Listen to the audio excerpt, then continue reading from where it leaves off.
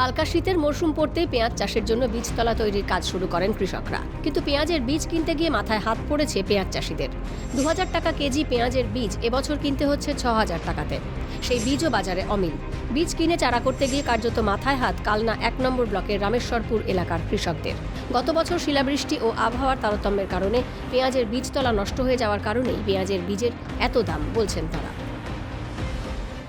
গত বছর যে শিলাবৃষ্টি হয়ে গিয়েছিল, যার জন্যে আপনার বীজটা নষ্ট হয়ে গেছিলো বলে এবছর বীজ পাওয়া যাচ্ছে না। যার জন্য এবছরে উৎপাদন হয়নি, যার জন্য বীজ পাওয়া যাচ্ছে না, বীজ কুড়া মিলানো যাচ্ছে না, চাষ করা যাচ্ছে না। যার জন্যে 2000-2500 টাকা থাকে, যার জন্য এবার পাওয়া যাচ্ছে না বলেই এত উৎপাদন করতে পারিনি।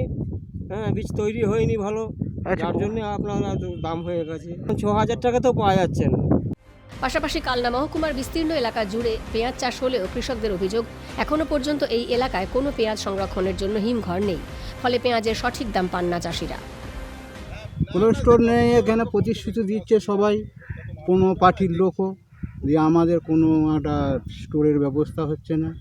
আর আমরা পয়সা করি চাষ করে উপার্জন করতে পারছি না, কারণ এটা এক শ্রেণীর লোক ব্যবসা করছে, তারা পেয়ে যায়।